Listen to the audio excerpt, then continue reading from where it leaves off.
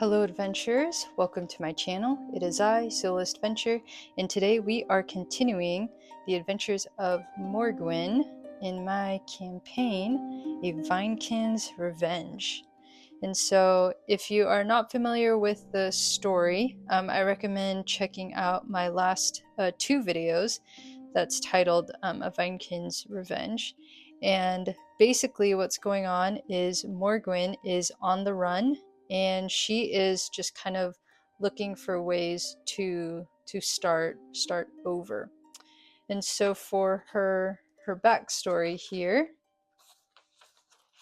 so this is Morgwen Cormick.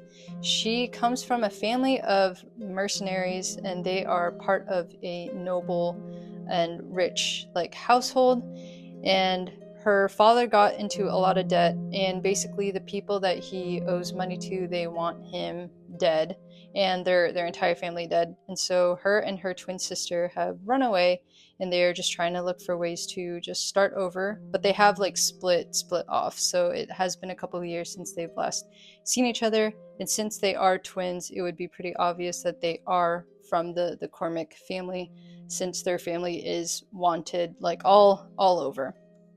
And so where we have left off is she is trying to head over to the city of Thornmere, which is up here in the region of Evervale. And if we could, I'm just going to move my minis for a sec. So where we started off was actually over here, this trail. So Morgwen was coming over here and she's trying to make her way to Thornmere, because basically Thornmere is this really well-developed city, and everyone kind of goes there for just opportunities. Opportunities to start a business, to start over. It's an expanding city, and it's thriving. And so she's trying to make her way over to Thornmere, but the tricky thing about getting to Thornmere is just the living trees and the living vines throughout this region of Evervale. And so as she's trying to run away and head to Thornmere, she's actually being chased by these group of bandits over here. They're trying to hunt her down. And so where she has kind of left off is here. She made a friend, and his name is Salo. He is a merchant, and they got a ride from a young wizard who is also just kind of sketchy looking. And this young wizard, her name is Micah. We will use this one as the wizard. So this is Micah, and Micah is she's a little interesting. So Micah claims that she just needs to go to the Magic Academy, which is right over here, and she's picking up some books from the library. So she came into the Evervale area with a wagon and a horse, and she offered a ride to Salo and Morgwen, but she said that she just needs to stop by the library to pick up some books. So she parked right outside, and Morgwen just kind of turns to Salo and says that, she's a little odd because she's not in a school uniform. And all the students at the Magic Academy are wearing uniforms. And so he agrees that it is kind of weird, but he doesn't think much of it. But little does he know that she was actually kind of working with the group of bandits that have been trying to chase down Morgwen. And so Morgwen, she and Salo over here are in the wagon, and they're just waiting for Micah to get back to the wagon. But Morgwen didn't notice this until she heard these voices in the back behind them. And Morgwen is actually talking to these bandits, and these bandits are slowly kind of making their way to the wagon over here. So Morgwen already knew that she should not trust Micah over here. And so that's kind of where we're left off right now. Morgwen and Salo are trying to figure out how to get away from this situation and trying to figure out a way to get away from the bandits. And so that is where we have left off right now. So that's kind of the scene. And what I want to cover really quick is just kind of some notes of how I'll be playing CAIRN. So I kind of did a little short video about this, but here is my flow of play here. So number one, I have to set the main goal. And I have to split those goals out if that's necessary. I use the adventure crafter to help with that. So I create these turning points over here. You can see the adventure crafter has turning points over here. And I would roll on the theme and I roll on the plot points, and I will roll, or I can just choose which characters would be involved in those plot points. And I can choose if that's going to be a new plot point or development of like a past plot point, or turning point, sorry, and a conclusion. Conclusion would be like the end of the campaign. So I'm not there yet. And then now for the play. So I basically describe the scene, or I describe like the turning point, and then the PC, who I'll be playing, Morgwen here, she'll be thinking about what to do, and we'll be asking questions to the fate chart, which I'll show you in a sec. Are there encounters? That's like an example of a question. What's the atmosphere? What are the reactions of the NPCs and stuff? And of course, I'll roll on other tables if needed. And then I will pick an action. And usually if it's an easy action, I'll do I'll just follow that action. But if it is kind of tricky, I'll probably do a check or a save. And then I will have to determine if that is a success or a failure based on the dice. And then I will continue with the story, but with the chaos factor either increasing or decreasing, depending on how the scene turned out. And I just continue on through the turning points, and that's kind of the flow of like play. And then for just general notes here, I definitely try to avoid combat. And then I make sure to use like her other skills. And then I also used advantage or disadvantage. Since there is only one PC, I figured just to like help her out, that would be useful for her. And then optional rules if there is combat involved. I got this off of itch.io. These rules would be to restore full health, full HP after combat. I can attack twice per turn. I can use an extra die that will work like an extra 1d6 weapon. And then I would take damage, but I'll divide it by 4. And then if there are any damages on my abilities, then I will restore that damage each per full night of rest. And I'll roll a 1d8 for that. So anyways, yeah, that is kind of how I'll be playing. So I'll just get set up over here. And now we can continue her story. Before we turn on to the next turning point here, we have to conclude this one, which is her trying to get away from the bandits here.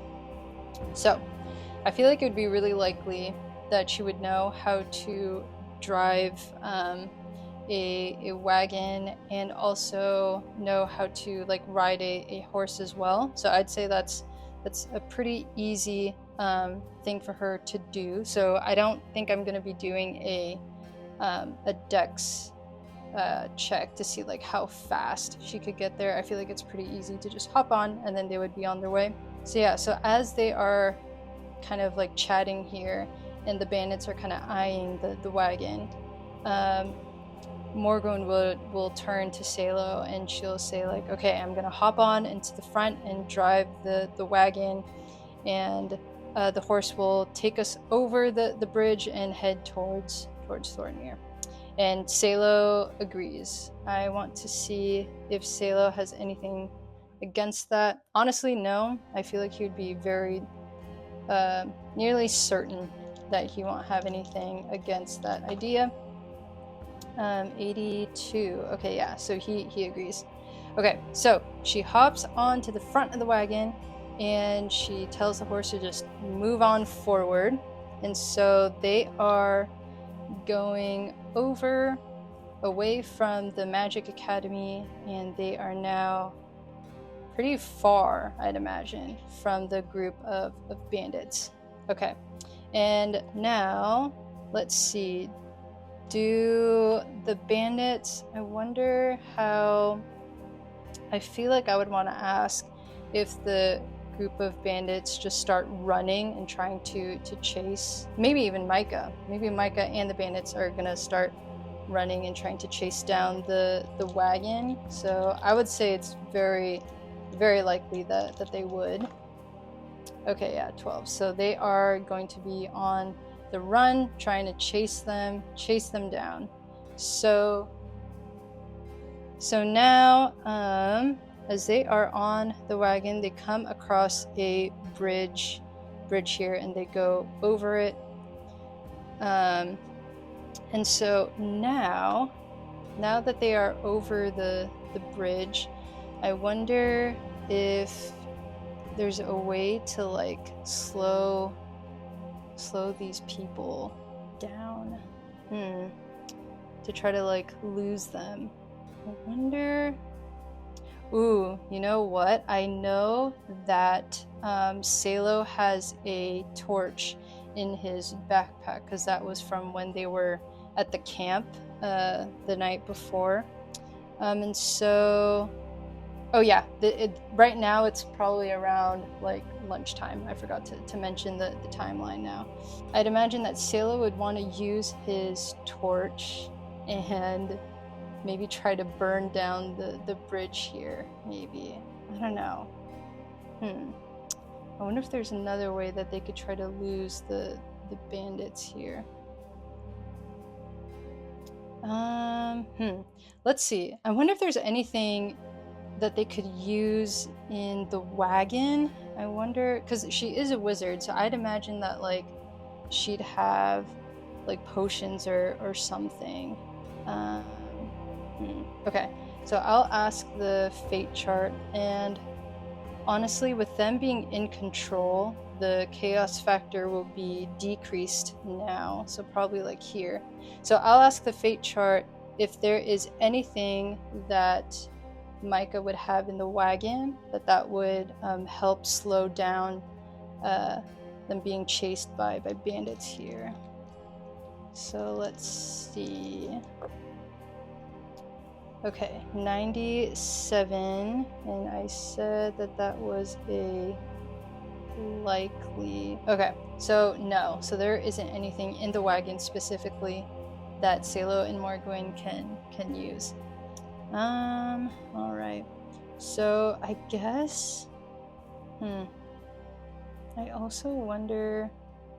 I kind of like the idea of Salo lighting the bridge on fire to then just like cut off them being like chased by the bandits here.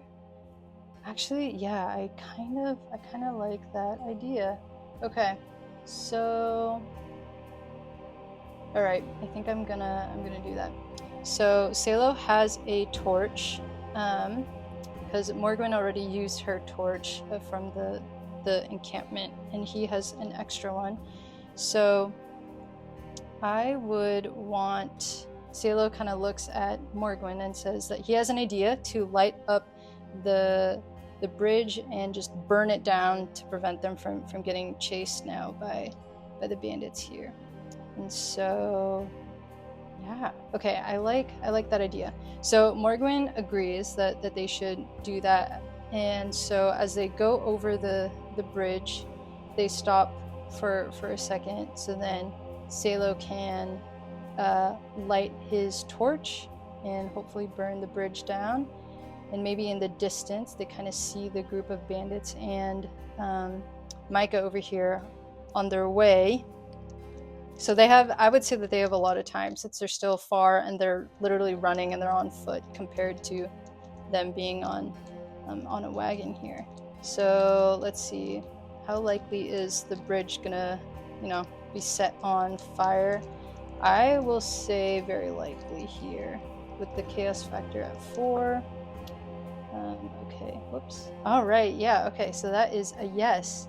So Salo takes his torch and lights the bridge on fire. Okay, so that would definitely slow down the bandits and Micah from chasing them down. All right, so now Morgwen and Salo continue on in the wagon, and let's just say that they're resting here now, right before the trail up the cliff here to Thornmere. So let's say they're like taking a little bit of a break. So now that they have finally gotten the bandits kind of just slowed down now, I'm gonna remove these guys for a sec. So let's say they are gonna just be slowed down and we're not gonna deal with those bandits right now. So that was a success. We are now gonna be rolling on some tables to figure out what the next turning point will be here. Okay, so now we'll see here. Turning points. Oh wait, I forgot which one. Okay, yeah, I need to roll on the theme too. Okay, so this will be turning point 3. All right, so this will be turning point 3. And will this be a new plotline or development? I kind of just want this to be a development because our main goal right now is to just get to Thornmere. Okay, so this will be a development, and now I have to roll to see what the theme is. Okay, it is a 1, and it is an action. Okay, man, these people are not getting a break. Okay, so the theme right now is an action, and now we will roll to see what the first plot point is, and we'll see how that goes. So for the plot point, I believe I have to roll, I think, a D100.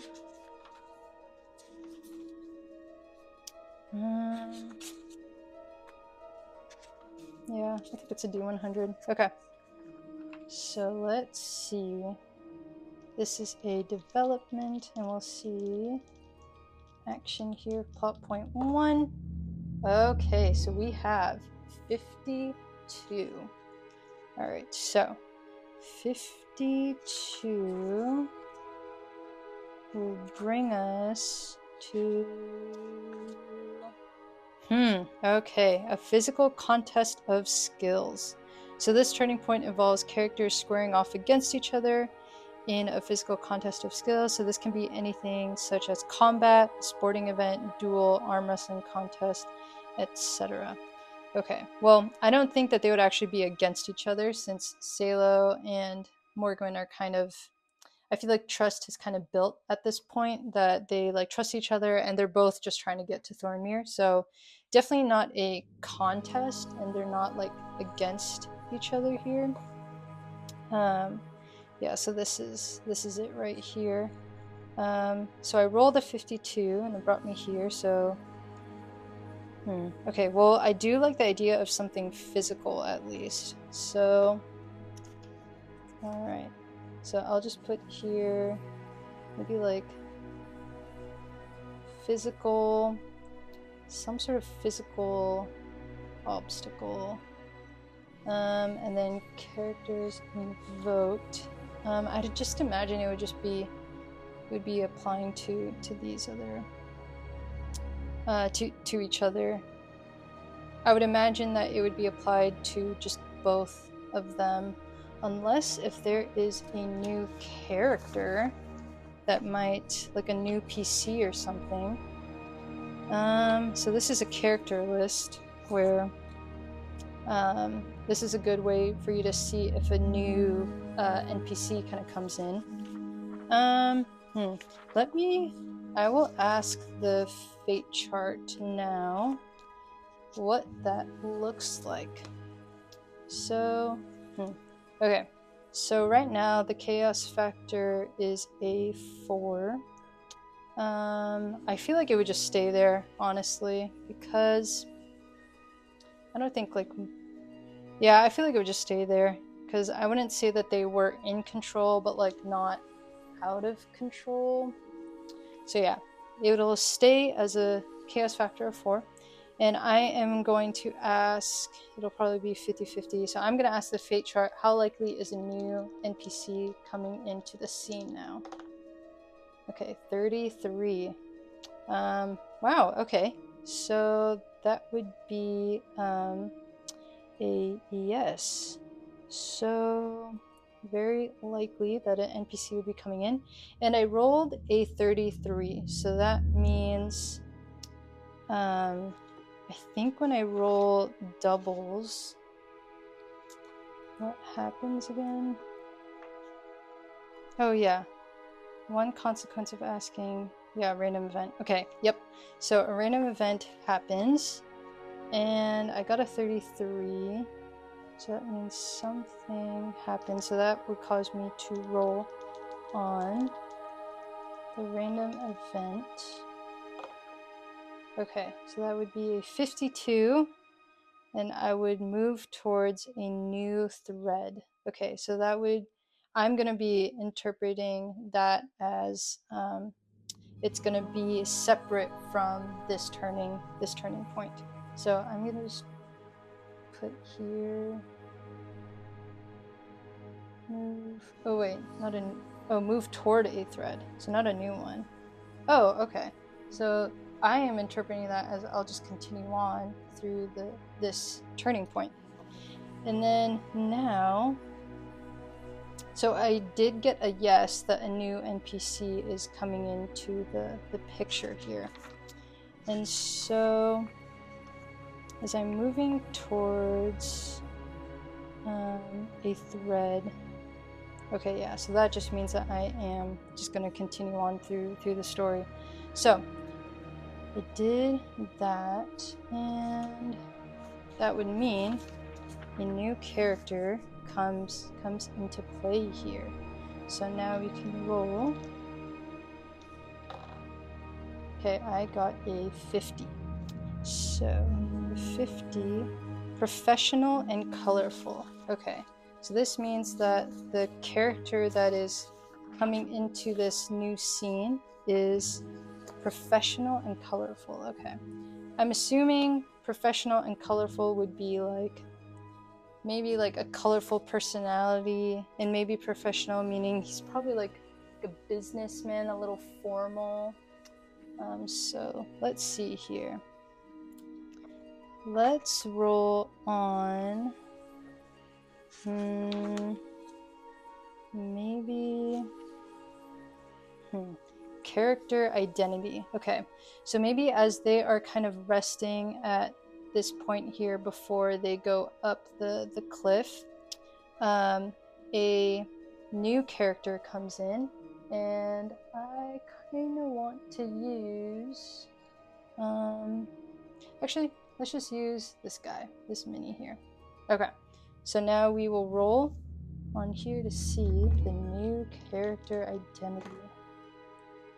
Oh man, a 99. All right, a wanderer. Okay, so he is professional, colorful.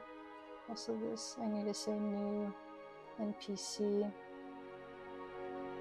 Professional, colorful, and a wanderer. I have here, he's a wanderer, and he has a colorful personality. He is a wanderer.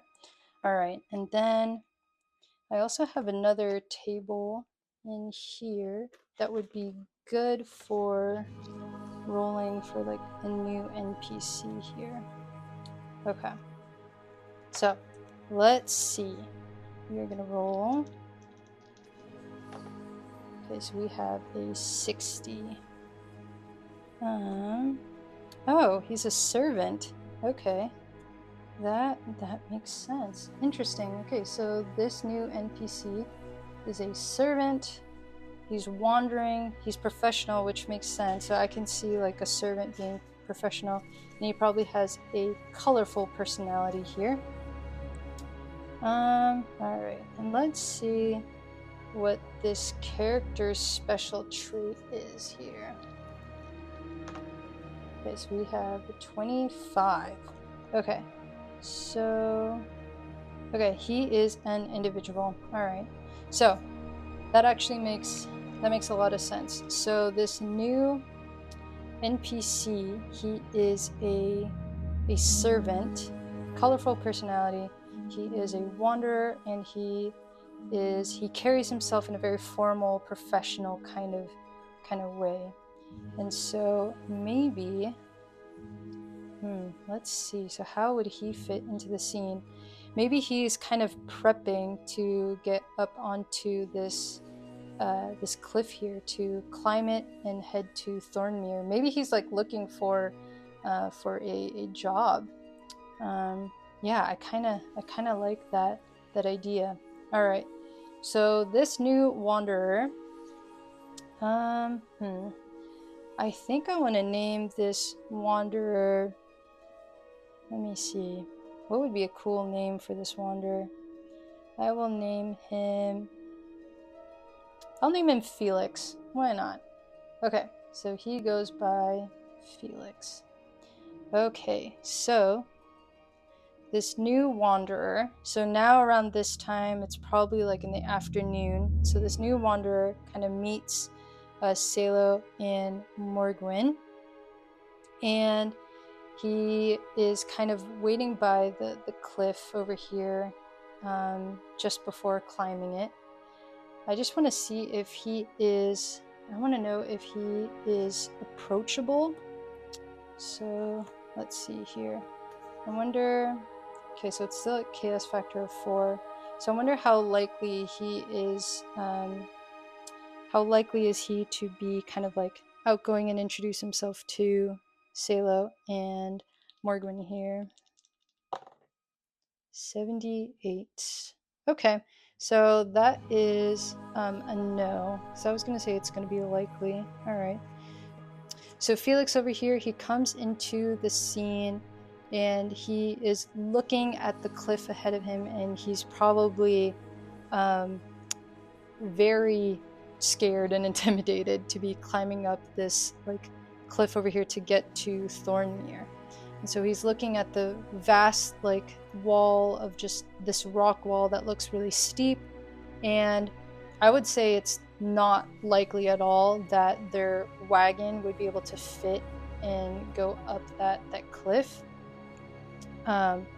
So I think for Morgwen, she's probably gonna just tell Salo here, we need to leave the horse and the wagon behind.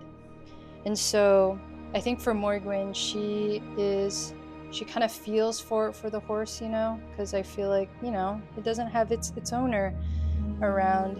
And so I feel like for Morgwen, she would probably want to just release the horse into the wild, and knowing that the spirit of the forest is a protector, she has faith that this horse is going to be safe. And so Salo, I wonder if Salo agrees to that. I kind of want to say likely.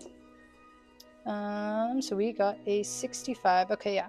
So he agrees and doesn't push that idea to just let Micah's horse go.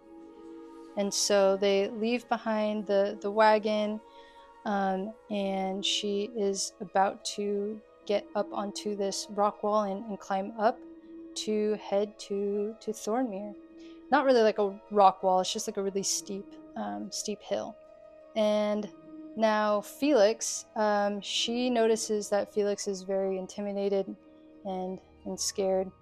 And so Salo, being his outgoing self, he would probably reach out to Felix. Morgwen's very reserved. So let's see if Salo wants to chat with this Felix person over here. Okay, so that is a 66, and I said likely. Oh, so that is a no. Okay, so he probably doesn't want to reach out to Felix. But we did roll doubles, so that means a random event. Alright, so let's see what happens here. I got a 25. Alright, so we have an NPC action. Okay. So I feel like for this guy, that would be applied to him. So let's say Salo and Morgwen just kind of keep to themselves, but Morgwen notices Felix doing something. So let's see action 1. So we got a 76.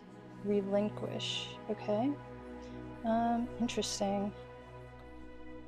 Alright, and then let's see for...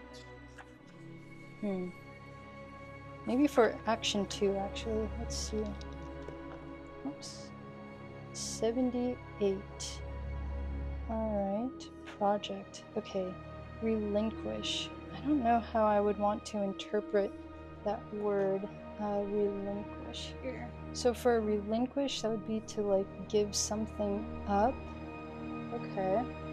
So maybe he is just looking at how far Thornmere is, and he is not willing to climb up that wall. Let's see. Okay. So relinquish. So Felix is looking at the steep trail ahead of him, and he probably just wants to give up and not even try. And so let's say that he starts ahead of him, and he's like very slow, and Salo and Morgwen are trying to, you know, pace themselves and go quick because they still know that these bandits are still around.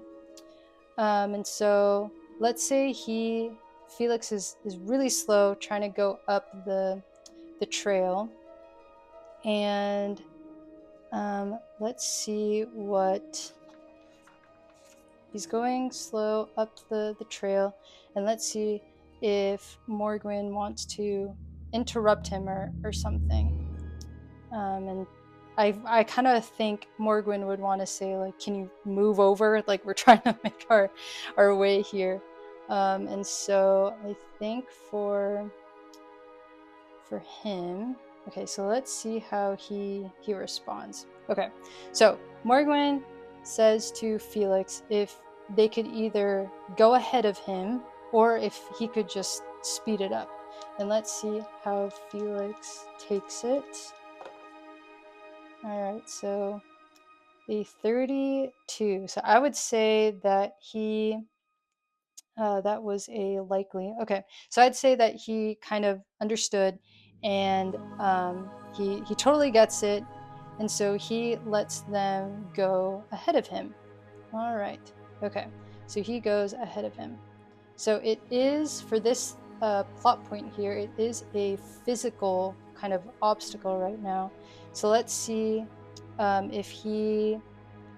I feel like he would probably hurt himself or something if he's trying to get up this really steep rocky hill or trail. And so I would say it is near certain, yeah, I'll probably say it's near certain that he gets himself hurt or something. So let's see what happens here. Oops, so that was a 87. Okay, so no, he does not get himself hurt. Okay, so they are just trying to get up the hill, and it looks like that he is, you know, holding himself up there. All right, and now by this time it is probably like 2 or 3 p.m. and they have made it up the cliff here, and they could see far ahead that they can see the guards post here, and they can see Evervale Hollow, and they know that that is their landmark, that they are close to Thornmere. All right, so now with the physical contest here, I do want to check if maybe Salo or Felix, as he's like catching up, if any of them got hurt. I would probably say it is likely. I wouldn't say it's very likely for Salo because he is a traveling servant. So let's see what happens. How likely? Oh, okay. So that is a 59 for Felix here. Okay, so Felix is probably just wiped out. And then for 59, I would probably say likely for Salo here. Okay, so Salo's probably just tired. And Morgwen she's probably feeling okay because she has been on the run for like a couple years now. So I feel like her stamina is okay. All right. Okay, so they have made it to the top of the cliff now. And let's see. So it is the afternoon, so she does know that the evening is coming. And so let's see what the next plot point is. And we will do a roll for that. So for the next plot point here, with Salo being pretty tired and Morgwen knowing that it is going to be, dark now, she probably wants to camp soon and get away from any living trees and stuff. But luckily it's just like grassy like fields, so there are no like vines that are going to be like snapping at her or like travelers. So let's see. I wonder what the next turning point would be. So she probably talks to him and says that they need to camp soon. And so let's see what this plot point would be next. And he agrees. So let's see. So they probably need to camp soon. That's going to be a top priority for them. And I got a 46. So that would mean... Oh, okay, so they're trying to escape. Interesting. Okay. So it says here, this turning point involves an escape of some sort. For instance, a character was captured by brigands in an earlier turning point, manages to slip away from his captors and escape into the forest. Okay. So that could be an example. So the theme would be escape. So they're trying to escape from something. I wonder if that would be probably the bandits. Maybe the bandits, they have caught up to them. Oh, okay, I kind of like that idea. So maybe the bandits are trying to make their way up to up the cliff here, up the trail, and they're trying to catch up to Salo and Morgwen. Okay, I do like that idea. So the characters involved, so it would be like the bandits, and then they are going after the PC, Salo, and then Felix is still kind of in the background there. All right, okay, I like where this is going. Okay, so I would say maybe Felix, he starts to hear something in the background. He starts to hear a group of men that are coming up the trail behind him and yelling. And so maybe he turns around and he notices that Morgwen is a fighter of some sort.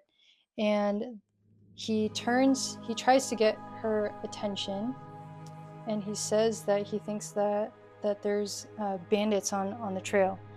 And so now for Morgwen and Salo, they have to try to escape and get away from these bandits. And so, all right. Well, they would need to do something to stop them from following them. So if they are on the cliff here, and basically they're looking down on this cliff, and they could see the group of bandits slowly making their way up the cliff. All right, okay. So I'd imagine that it would be, I feel like they're too far to run away from them and head to the guard post here, because they are wiped out, because this is a very tiring trail. So let's see, I wonder if she has anything.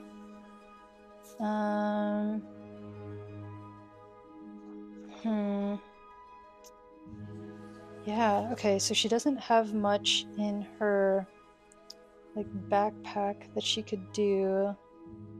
She has a sword, and she does have a torch, but she used that torch though, right? So this torch is gone. I need to mark that. Okay, so that torch is gone.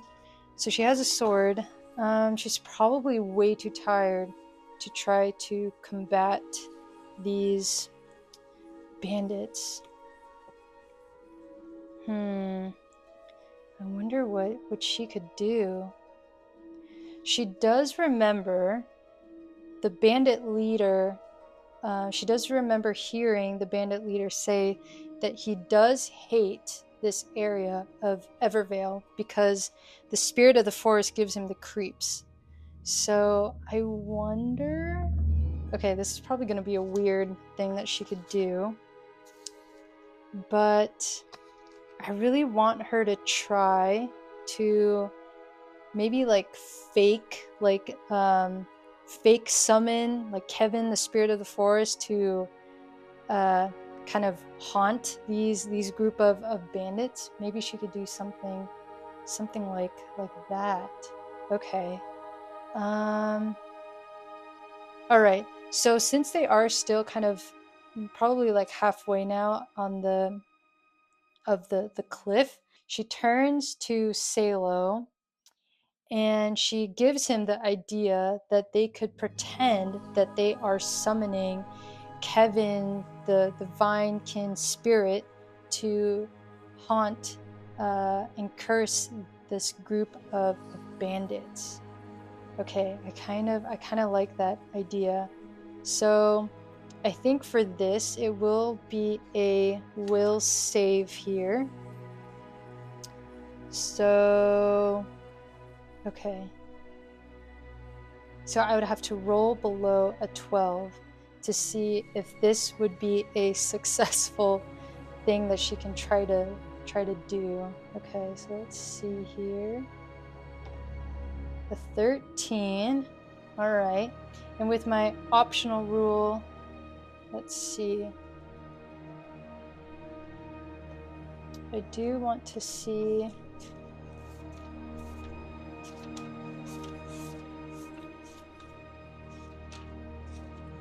Oops. Okay.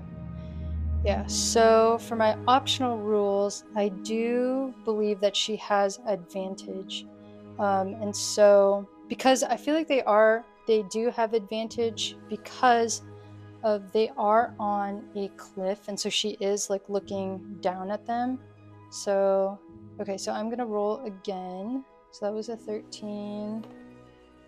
Ooh, 20. Okay, so that was an epic fail.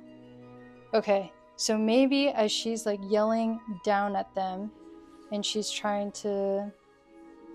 Well, actually, hold on. So I did get a 13, and then I did roll again and I got a 20. So I think I will go for the 13. I'll use the 13 result, and she will attempt to try to convince these guys that Kevin is gonna go after them. And I want to see their reaction and see how likely that would kind of scare them off. So let's see here. I will roll on the fate chart here, and let's see how likely they would be kind of scared. I would probably say unlikely. And I would say the chaos factor now is at 5, since now they're kind of starting to get out of control here of the scene. So I'm gonna roll this, and I would say unlikely that these bandits would think that her fake summoning of Kevin would scare him off. Okay, so I got a 74, so yes, okay, so that would be unlikely. So that does not help her at all in Salo. And so, okay, now they're getting close to the top of the cliff here, and so now she has to kind of think and see what she can do. Okay, I think honestly they're probably just gonna have to run. I think the 3 of them would probably have to run, and they'll run to the guard post, and maybe the guard post here they would be able to help, and maybe they can help them like stop the bandits or something. You know what? Yep, I think that's what we're gonna do. So they're just gonna book it. So they're gonna book it and try to run as fast as they can before the bandits get to the top of the cliff here. And so I think I'm just gonna do a fate chart roll here and ask how quickly, I guess, are they able to make it to the guard post in time. So we shall see. Okay, yes, that is a 27. Okay, so they are able to make it. So all 3 of them. Felix is just kind of following them right now, just because he doesn't have anybody else around. So they make it to the guard post, and so now we have a guard here. So now we have a guard. So now a guard approaches them and asks them, like, what's going on? What are they trying to run away from? And Morgwen asks the guard that they need help. They're being chased down by bandits, and they also need a place to just rest for the night because they know how dangerous Evervale is at night. So let's see what the guard says. I'll say that it's very certain that he would want to help them. Okay, yes. Okay, so he completely 100% agrees, and him and maybe a few other guards, they go outside to try to see who these like bandits are. So Morgwen and Salo and Felix too, so they are in the guard post tower, and this guard and a few of his men are going to confront the bandit group here. And so let's see how this conversation goes. So I want to see 50-50. Actually, I would say very likely that these bandits are intimidated by the guard. So now that they are kind of in control again of the scene, I think I'm going to have the chaos factor go up to, or no, down to 4 again. So I'll say it is very likely that the bandits will find the guard intimidating. Ooh, okay, so we got a 60. So yes, that is a yes. They're very likely. So the guard was able to stop the bandits from chasing them, and he just tells them to leave them alone, or else they'll have to arrest the bandits. And so the bandits, they just walk off. So they walk off for now, and they have given up from chasing Morgwen and Salo. And so they are now staying at the guard post for the evening. So now it's probably around like 4 or 5 o'clock, and they are going to be resting. But the guard, I want to say he starts to question them about something here. I want to say, how likely is it that the news of what happened at the school with like the stolen wagon and horse, how likely is that going to reach the guard? Okay, so we got a 64. Yeah, so that is very, very certain that he heard the news. And so he probably asks the group here if they've heard of anything about a stolen wagon and a horse. And Salo, because him being very outgoing, he probably is the one that'll start the conversation.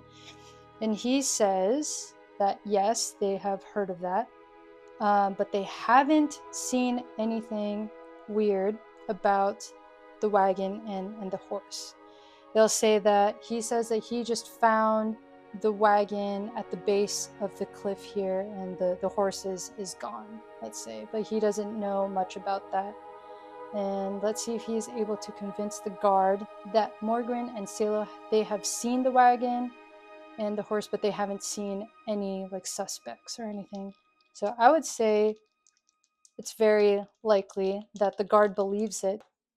Okay, yep, very likely. Okay, so he buys into Salo's like story that they haven't seen any suspects around the wagon, and so yeah, I guess this is where they can rest right now. So right now they're gonna be resting at the guard post. So this is right before the entrance of Evervale Hollow. So this is where the spirit of the forest lives. And they're getting closer to Thornmere, and that is their goal. They're just trying to get to Thornmere. So yeah, we can stop there for now.